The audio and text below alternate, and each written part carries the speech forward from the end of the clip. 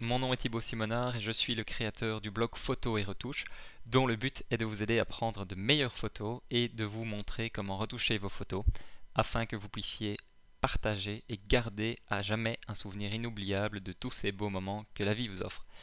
Dans cette vidéo, ce que je vais faire, c'est que je vais vous montrer comment utiliser Lightroom pour ajuster la balance des blancs de vos photos si vous n'avez pas eu l'occasion de le faire correctement sur votre appareil avant de déclencher. Et enfin, pour tous ceux qui regarderaient cette photo directement à partir d'une recherche YouTube, sachez qu'il existe un article assez complet et entièrement dédié à la balance des blancs qui se trouve donc sur le blog de Photos et Retouches, et c'est cet article que vous voyez pour le moment à l'écran. Alors voilà, concrètement, comment est-ce que vous pouvez utiliser Adobe Lightroom pour modifier la balance des blancs de vos photos? Eh bien, c'est très simple, mais ce que je voudrais faire, c'est pouvoir utiliser en fait deux versions d'une même image, puisque ce que vous allez voir, c'est qu'en fonction du format du fichier de votre image, eh bien, il va y avoir une petite différence.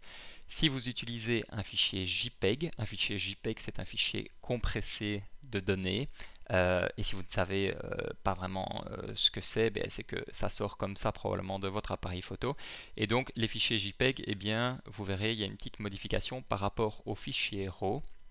Fichiers RAW qui sont donc des fichiers bruts en fait, qui sont toutes les données capturées par le capteur, et donc ce sont des fichiers beaucoup plus lourds, non compressés et qui n'ont pas été traités.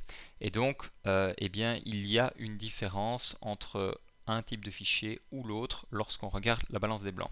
Alors, dans le module de développement de Lightroom, vous allez trouver tout ce qui est lié à la balance des blancs ici au-dessus, en fait, dans ce premier petit cadre où vous voyez BB pour balance des blancs.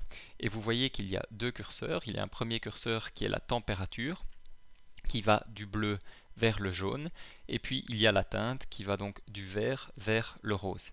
Et en jouant avec ces deux capteurs, ces deux curseurs, pardon, excusez-moi, vous allez voir que vous allez pouvoir complètement récupérer ou ajuster, on va dire, une balance des blancs, que ce soit évidemment pour récupérer une photo ou tout simplement pour pouvoir jouer à des fins créatives. Donc ici on est dans le cas de la version JPEG avec une balance des blancs donc qui est un petit peu plus minimaliste. Alors si on regarde cette photo, on se rend assez vite compte quand même que les pierres ici elles sont assez jaunes, et surtout que les nuages ils sont vraiment jaunes, ils tirent peut-être même un petit peu vers le rose, et normalement un nuage c'est blanc. Donc ça c'est un bon indicateur que la balance des blancs, elle n'est pas correcte. Alors, vu que ça tire assez fort vers le jaune, évidemment, je vais commencer à ramener le curseur vers le bleu, puisque je dois quelque part retourner plus, voilà, vers le bleu l'image. Et vous voyez ici, en quelques mouvements, on arrive assez vite à rétablir. Donc le premier moyen, c'est de bouger ce curseur en cliquant dessus. Ou alors vous pouvez aussi vous mettre dans la case et puis utiliser les flèches du haut ou les flèches du bas pour ajuster. Et maintenant je me déplace vers le vert pour essayer de retirer euh, cette teinte rose, on va dire, qu'il y avait. Et je pense que ici, en tout cas à l'œil, ce que je vois, c'est pas mal du tout. Alors ça c'est le premier moyen, qui est donc de jouer avec ces deux curseurs.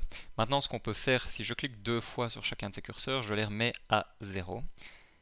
Et en faisant ça, je vais vous montrer un autre outil qui est très très pratique. Alors malheureusement, il n'est pas applicable systématiquement parce qu'il faut qu'il y ait une zone qui soit blanche, mais pas complètement blanche, c'est-à-dire qu'il faut encore un petit peu d'information dans l'endroit où vous allez pouvoir cliquer, ou grise. Mais c'est une zone neutre, donc c'est blanc ou gris. Et alors, si vous avez ça dans votre image, quel cas ici au travers des nuages, eh bien vous pouvez utiliser le petit, ils appellent ça le color picker, le sélecteur de couleurs. Voilà, sélecteur balance des blancs, le titre exact. Vous cliquez dessus, vous le prenez et puis vous allez devoir cliquer sur cette zone qui est censée être neutre. Alors l'idéal c'est de se rapprocher d'un point de vue purement technique d'un gris à 18%. Alors c'est très très difficile de savoir ça, mais donc essayez de retenir un gris clair, on va dire. Et donc dans cette zone-ci, vous voyez que là où je sélectionne, il y a des valeurs en dessous qui sont R 96,5, V 94,9 et B 88,3. Et ça, en fait, ces trois, donc c'est les composantes rouge, vert et bleu de l'image. Et lorsqu'on a un gris, eh bien ces valeurs doivent être exactement les mêmes. Et donc je vais cliquer ici sur cette zone qui va me pouvoir être utilisée pour définir la balance des blancs. Et vous allez voir que par miracle, en cliquant dessus, eh bien elle va être automatiquement faite. Voilà. Et ça, c'est assez scientifique. Alors ça marche pas à tous les coups, comme je vous dis. Mais franchement, si vous avez une zone de gris clair, on va dire, dans votre image, utilisez-la. C'est en tout cas un excellent point de départ. Après, en fonction de vos préférences personnelles, ben, vous pourrez un petit peu modifier. Alors passons juste maintenant à la version RAW de l'image. Donc voilà, exactement la même image. Mais vous voyez cette fois-ci que ici maintenant au niveau des températures, ben, c'est plus comme tout à l'heure où on était à 0. Vous voyez qu'il y a une valeur. Ici il est marqué 11 884, et bien c'est la valeur en Kelvin. Donc si vous ne savez pas ce que c'est, je vous invite vraiment à lire l'article.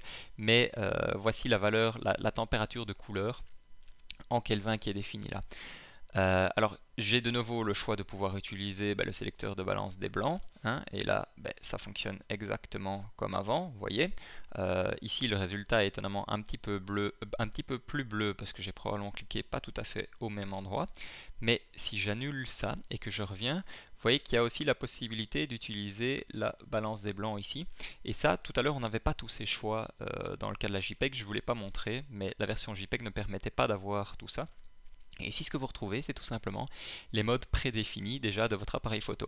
Et donc ici, on est entre un temps nuageux et lumière naturelle. Et donc, si je clique sur l'un ou sur l'autre, vous voyez qu'on adapte directement.